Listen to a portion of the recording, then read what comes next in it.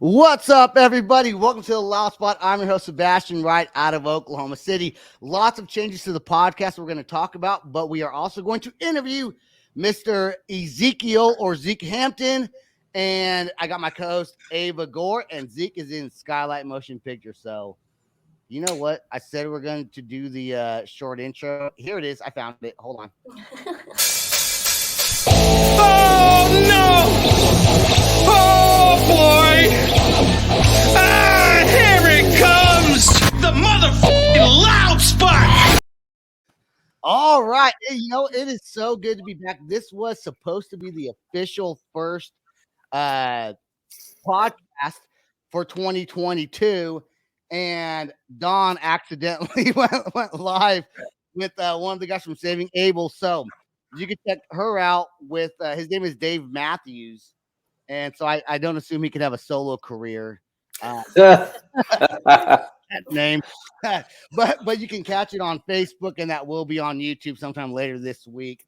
And so it's exciting to be back. I haven't seen Ava's beautiful face in over a month. I guess that was the last show we did was our the year in review, right? Yeah. It's like December 21st or something. It was like an hour and something minutes long. It was hella long. Yeah, I don't like to keep that. fun.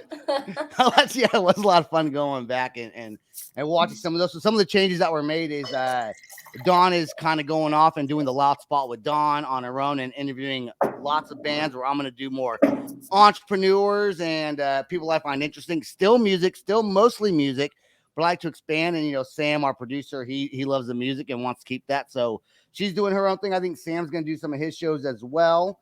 And my first show is with Skylight Motion Picture, Mr. Woo. Zeke. Man, this is the second time that you have been on the podcast, and quite a few changes have been made. Yeah, man. Thanks. It's good to be here. Really appreciate you having me back. So it's been fun to see the evolution of the early era versus where kind of where you guys are now. Yeah, dude. I didn't know what I was doing. I still kind of don't know what I'm doing. I just like talking, I guess. It's DIY. Learn as you go. That's right. The best way, some people, the best way they do things is that they research it all first, and I just kind of do it, and then I learn as I go. I learn as I go along. I'm with you there. That's me too. Do you by chance still have all those instruments right next to you like you did last time? Yeah, kind of. In fact, I actually got a new one since then. This is one I'm using for like an ambient project, but I got my little kalimba. Oh, nice. That is cool. Oh man, you put it through a bunch of like effects, and you're building worlds. One thing I always found interesting about you and your music career is you started off kind of doing rock music back in high school with some people, and it's like you. So the people that didn't see the last show that you were on, since our audience has grown, you are pretty much, in a sense, right? In a sense, is it right to say a one-man project, but you bring other people in with you?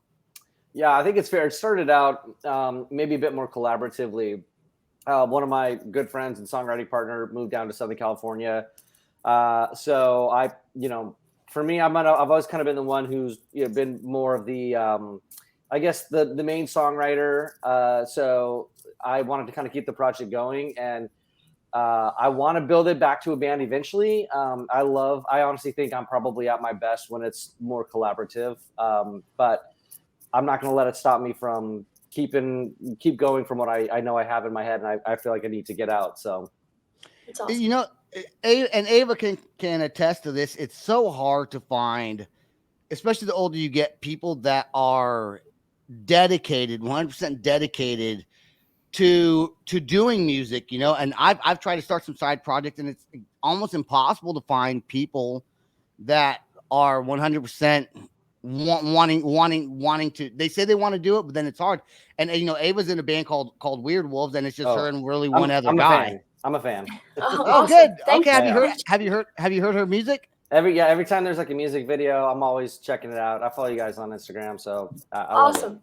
That makes me feel great. But yeah, I can kind of relate to that, what Sebastian was saying. Like, we've tried to find another bassist to play with us, but it's hard to find time for all three of us to get together and practice, or they're busy, or it's hard. So then we just decided that we're gonna take turns playing the bass because finding people is really hard. Yeah. Now, when you go real quick, Abe, when you go live, do you switch off instruments from guitar to bass? Yeah. Yeah. Yeah. We switch a lot actually. I haven't been playing the bass for very long, so he plays like the more advanced stuff. But yeah, we switch a lot. And Zeke, with your music, do you write all the music yourself? Yeah. And then you find do you have different singers kind of come in, or like with this song that we're gonna play tonight, you have a lady that's on there. Is she kind of your main singer right now, or is it still? She just guest sings on this song. But I actually first met her probably over a decade ago. We played a show together out in the Sacramento area, and she does just she's a beautiful writer and plays guitar and did a lot of like really good folk music. And I remember playing that show and, just kind of kept in touch. But when I knew I wanted to do this cover, her vocals popped in my head. I'm like, I have a feeling that she'd be really good. So I reached out, honestly, and didn't think that she would really even be interested, but she was on board and then was on board for the video. So, wow. Yeah, I definitely would love to do some future collaborations with her too. She's just really talented. Going back to you writing the music, do you master it yourself, or do you have someone that masters it for you? And if so, does it ever like change it a little bit, or? So I don't do the mixing or the mastering.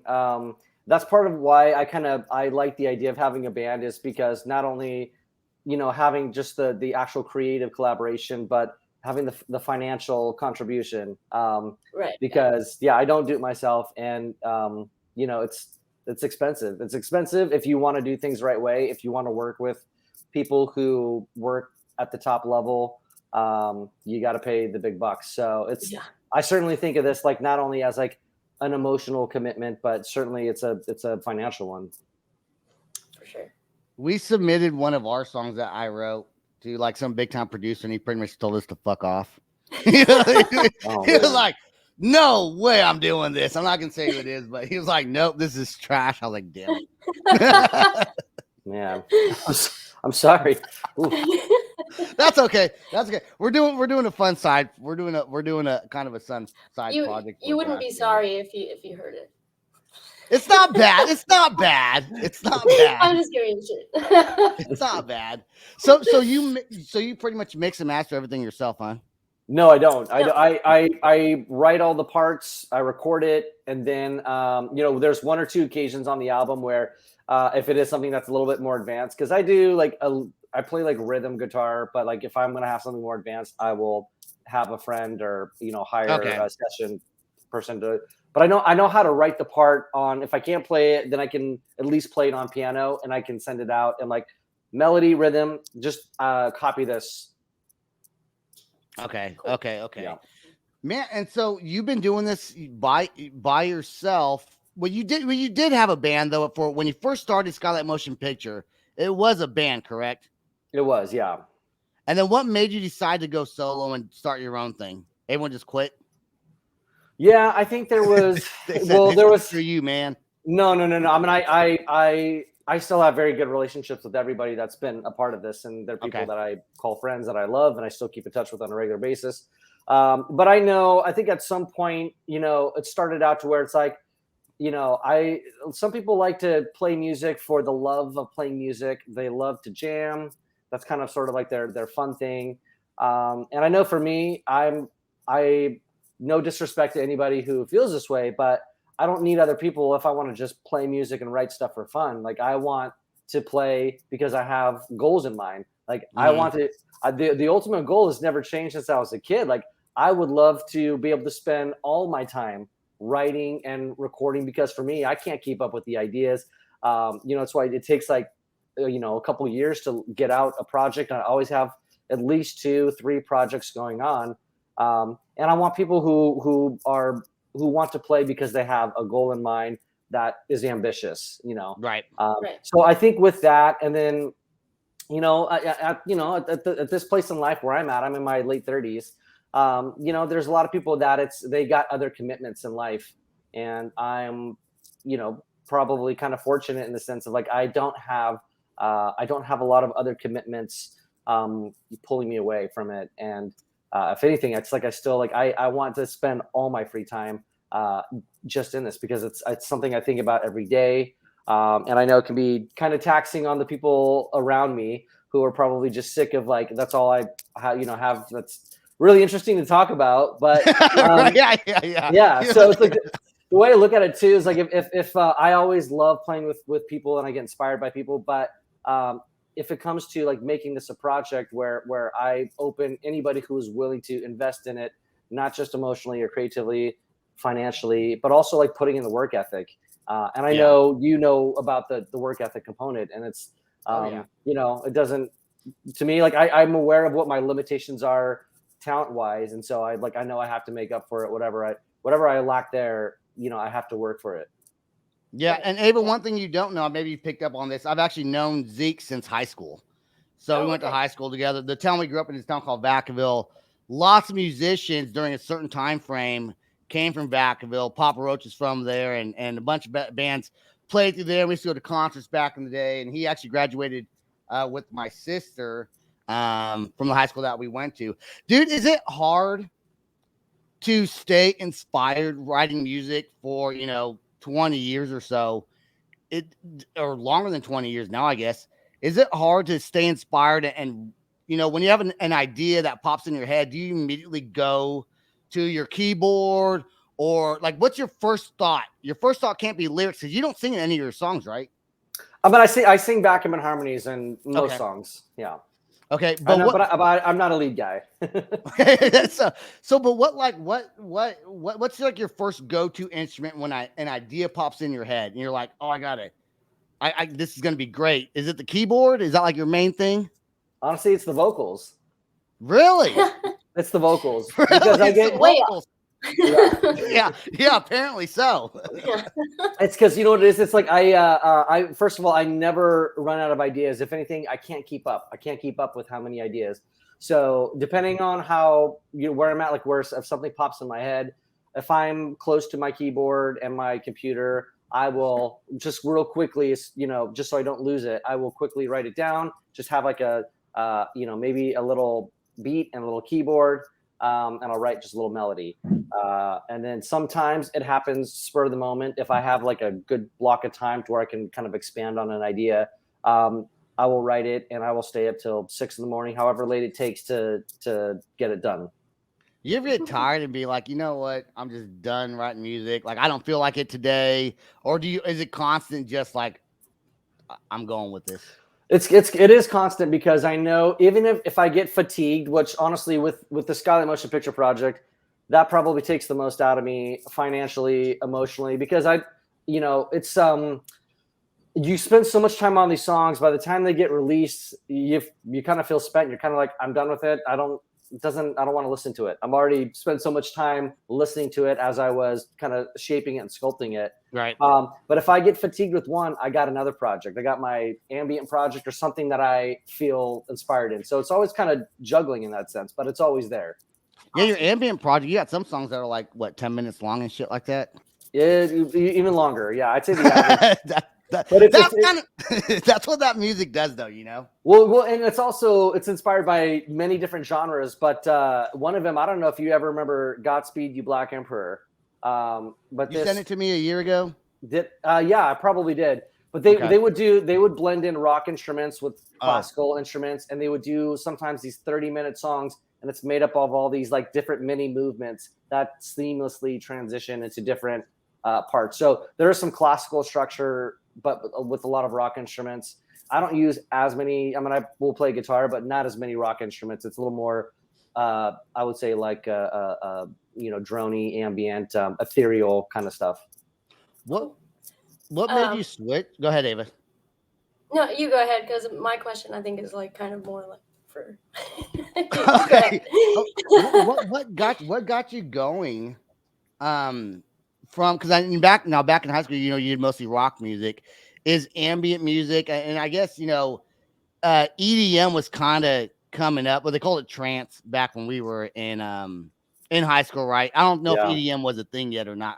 I didn't really listen to it, but was that something you were always into that inspired you, or were you like mostly kind of a rock dude and then kind of switched to more almost, I guess, more of a poppy kind of sound with like what we're gonna play? You know, I think Maybe. it started. Well, I think it started with the groups that I really loved, the music that I really loved. I was always fascinated who inspired this artist, and then I would discover them, and I'd hear like read in magazines or interviews. Well, who inspired this artist? And then it would just keep going further and further back in history, which is like that's where I discovered like so much of this stuff is rooted in classical music. And I was in high school. I was super into trance and techno. All that stuff, but I was also into rock and hip hop, and eventually, and because I listen to music almost nonstop, like I have to have music to fall asleep. So back in high school, I was listening to like trance music, but then I'd listen to Moby, and then I would start listening to a lot of post rock music. So bands like Mogwai, Explosions in the Sky, and then I would it's instrumental, but the music felt so much more emotionally compelling to me because I discovered that. Lyrics and vocals can sometimes dictate the meaning of the song. And I was finding that with a lot of this instrumental music, I was kind of, it did something different to me, and it was totally, something that it was a personal interpretation. And then eventually it was kept getting into more ambient, like, okay, now we're taking out the drums. Now we're taking out sort of this, the push pull dynamics with, sometimes when you get those big swells in post rock, and now we're doing minimalism, and we're taking certain instruments and we're maybe throwing them through a lot of different effects. And now you're going to get this real hazy, dreamy kind of sound. And that's probably like 85% of the music I listen to today is that kind of music. And it just, it gives me peace of mind because I do kind of have like, my mind is always running, even if my body is tired. My mind is always running, and that is the kind of music that it takes for me to kind of just shut down all that noise. Yeah, music touches people in different ways, different genres of music. Really, people relate to it very, very differently. I do want to add. Go ahead, Ava. I was gonna say it always weirds me out when I meet someone who says that they like don't really listen to music. Like it's just so foreign to me. Like yeah, likewise. But anyway, going back to what I was gonna ask, if you can talk a little bit more about what you're working on recently, and if there's anything that you're like super excited about. Yeah, well, I have with Skylight Motion Picture, I have a new album coming out on 2/22/22. All twos to win your case. So February 22nd. That's when it's a 13-track album. There's an intro and an outro. But it's very different from previous releases, which is kind of exciting because I never want to make the same album twice. I feel like there's so much to explore. Why repeat something you've already done when there's other equally exciting, kinds of music to make? And I would say like with the previous releases, it kind of started out maybe a bit more electronic sounding. The first, like the EP, was very electronic sounding, and then the debut album, which was kind of a messy 3-year project to create. That one, you could tell, probably was influenced by a lot of like 80s bands that were very atmospheric, and kind of big into that whole new wave scene. With the newest one that's about to come out, I'm really excited. It's much less 80s sounding. I would still probably say it's more of like a synth pop kind of genre, but less of like the big synths and more piano and woodwinds and strings and glockenspiels. And it sounds it's meant to sound kind of like Sebastian, it's actually, you might appreciate this. It's influenced by a lot of the music that really inspired me in like my late high school, early college years. So there's a lot of bands from like the emo scene. Nice. Awesome. So a lot of like Jimmy Eat World, the Postal Service. Dude, the Postal Service is they are so awesome, man. I love their style, but yeah, go ahead.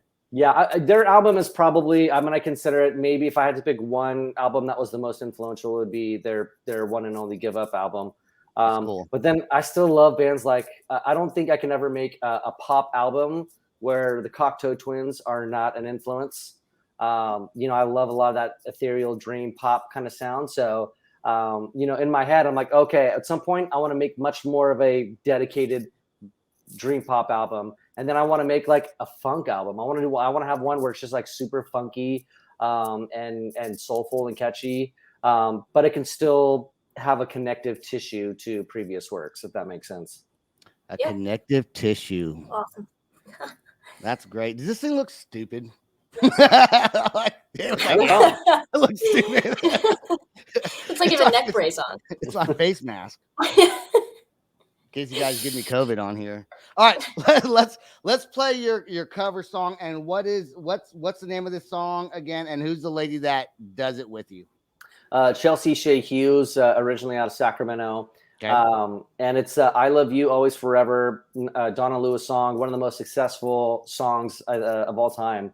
And for me, like thinking in the 90s, it's very much of that whole soft rock, less talk generation where, when you're listening to the radio and they were just playing these songs that this was a song that I probably wasn't bragging to my friends or anything that I super loved, but I loved it so much. I was obsessed with this song. I like it. And what I like about your videos is you always bring some sort of comedic kind of aspect, whether you're dancing or looking goofy in the background, but it makes it entertaining to watch. And you do a great job. And she has a great voice. The music is fantastic. So we're going to play it right now. Here we go. I love you. Feels like I'm standing in a timeless dream of light mist with pale amber rose. It feels like I'm lost in a deep cloud of heavenly scent, touching, discovering you.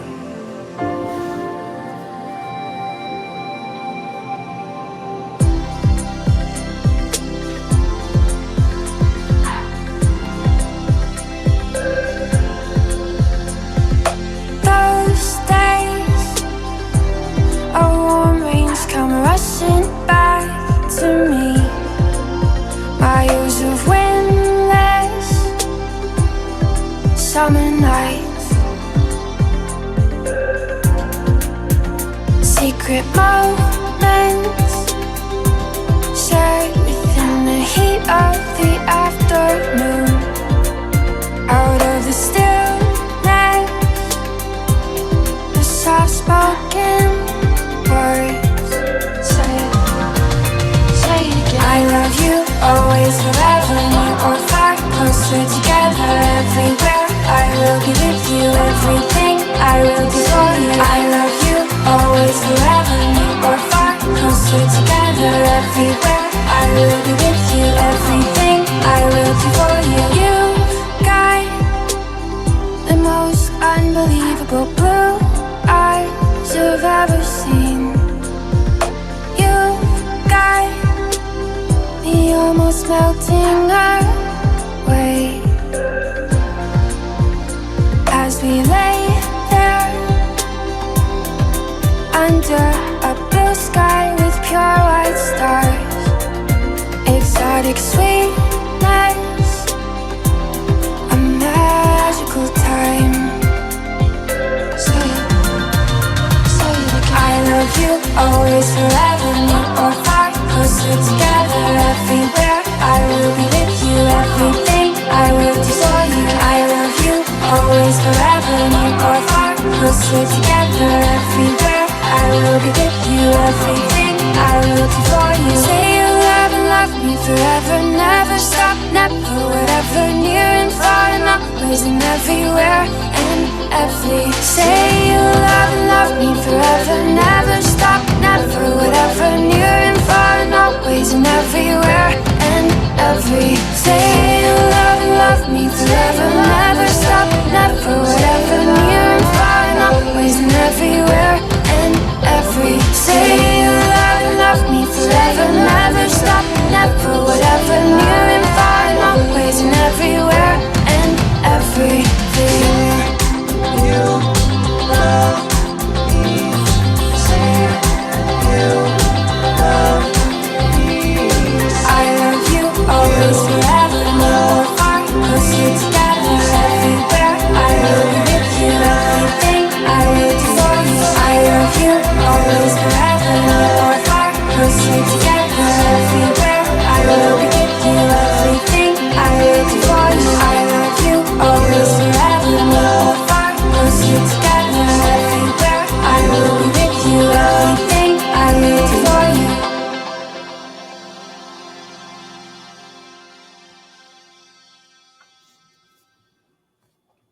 There you go. You know what? You look like you'd be so fun to make a music video with, man.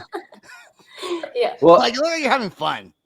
I honestly have to because it's DIY. We filmed it in my living room. I have a green screen. I got a buddy over to kind of help supervise it. But it was like I don't know how to do. It can't be serious. Like I don't feel like I can be personally taken seriously, which is why I'm always going to embrace like the goofy, silly. Yeah, it's fun. Yeah. Yeah, it's a lot more fun. Thank you. And did you just decide to bring certain instruments into that video? I guess while you were shooting that. I saw like you were holding some sort of like either a bass or a guitar or something.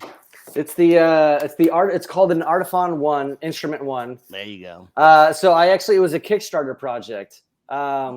By a company. How do you find these instruments, dude? Like, how the hell do you just go into Guitar Center and be like, "What's the strangest shit you got in here?" And that's what I want to buy and learn how to play it. I don't remember how I probably these days with like social media and people they know what you like, and so I think I probably got some Kickstarter advertisement in my social media feed, and I saw what it could do.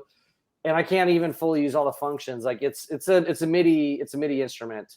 But one of the things that's you can use it as a guitar, you can use it as a bass, you can use it as a keyboard, you can use it as a violin to where you have a Bluetooth on your phone using like the bow. I don't play violin, so I can't really use it for that aspect. But yeah, one thing that's cool is about what you do is you don't have to really master an instrument to make sounds with it and be able to incorporate it into a song, right? Like you can just learn a couple things and then implement them into the music and loop them, right? Yes, technically you can. And that's the thing, like that nowadays with technology, you can make amazing music and not even know how to play an instrument. If you know how to work certain software, you can work like a sequencer type of pad. And if you have an ear for music, because you can have an ear for music and not necessarily know how to play an instrument. If you have an ear for music, you can understand sequence in terms of like this pad makes this sound, this pad makes this sound, right? And you can detect the patterns. You can totally make music that way. That's awesome, man. I didn't want to apologize earlier, and I could tell Ava's face is like, "You're an idiot, dude." When I asked if you master the songs, and then I asked it again, and she was like, "You just asked that question. Yeah. You just asked that question." Ava's good. I can tell when Ava makes a certain face that I asked that question twice. Well, actually, I asked the question, and then I just didn't listen to his answer. Mm. That's why I wasn't listening, because you asked it. When you asked the question, I'm like, whatever. No, I'm just kidding. I don't do that. I don't do that. Sometimes. The Jeremy Edwardson is the guy who mixed and mastered it, and he has one of the most amazing studios I've ever seen in person. Awesome. It's based out in Reading. And he's done, his resume speaks for itself. Switchfoot is up. He's kind of done a lot of like famous bands and cool. A lot of some of my like early musical heroes. And so very happy with his work.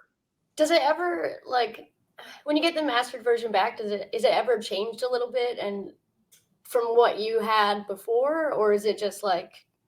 That's a great question. And I sometimes find that it is a little bit, but I don't think it's because of the person who's doing the mixing and mastering. Like I always, anytime there's a project that's done, I always ask for feedback because I'm still learning as I go. And I want to know from my end, someone who's working with someone who does that professionally for a living, what can I do on my end that can make your job easier? Because, I know one of the things that I haven't had a tendency to do is maybe put too many spices in the dish, because I want all these different sounds and I hear all these different sounds, but then, from a frequency perspective, it doesn't all work. And so in the times where I've insisted to try to get things to work, I ultimately get a compromised sound where some parts sound overly compressed when in my head they're a lot bigger. And if I try to pull at that, then it's just everything's gonna sound kind of muddy. So it's been helpful on my end to know that like I just gotta like not overdo it. What do you record with? What software do you use? Ableton Live. Okay, and Ableton is more for like synth pop or like EDM type. That's what I think Skrillex uses Ableton, right? Maybe you don't know, but well, the thing with Ableton, you can do any genre of music, anything with it. But the right.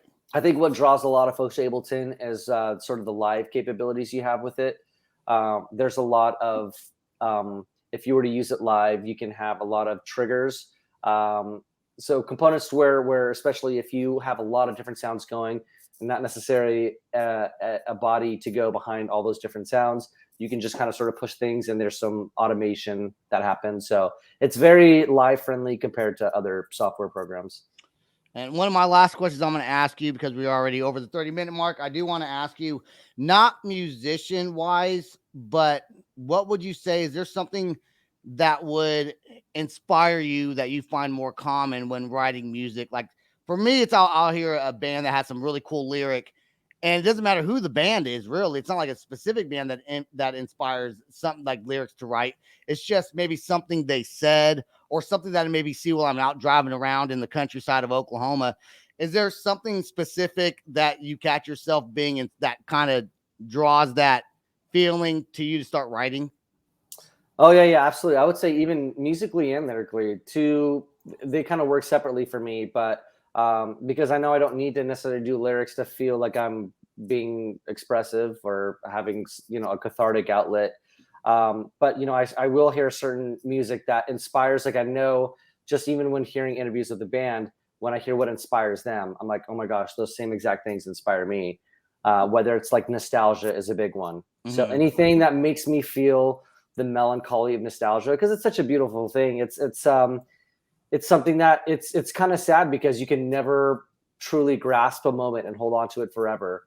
And so like I don't think I'm a sad person in general, but I'm inspired by sad things. I'm inspired by melancholy, because I feel like that being able to make that kind of music kind of helps you work through that. So and then lyrically, even if songs like sound kind of like nice and happy, most songs, like I'm not interested in writing love songs. I don't feel inspired by feeling happy. I don't feel inspired by like feeling love. Like I feel inspired by heartache, and I feel inspired by grief and despair. That's what I mostly write about. And it doesn't mean that I'm just such a sad, tortured person, but those are the things that are cathartic to work through when I have that outlet to channel it. I think out of everyone I've interviewed, you have one of the best vocabularies. Yeah, I would agree. People that we've interviewed, right? Right? You have such great, well-spoken answers to everything we've asked. Well, you guys ask good questions, so the tip of the cap. Questions. Ava asks better questions. I'm just here because I started this damn thing. Ava, do you have any last questions before we get off?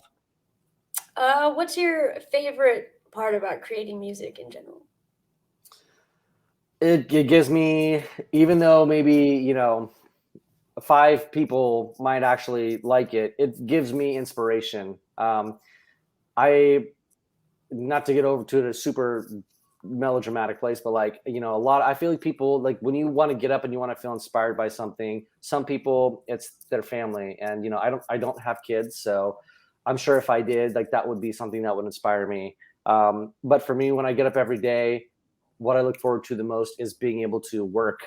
I love to work, and I love to see a vision realized. And when you have a project, you spent 3-4 years on every day, and you can finally see it come to the light of the day, and almost the response doesn't even necessarily matter, in the sense of like, look what I've been able to accomplish. And this is something that, especially in the age of the internet and the airwaves, when I'm gone, this is my legacy.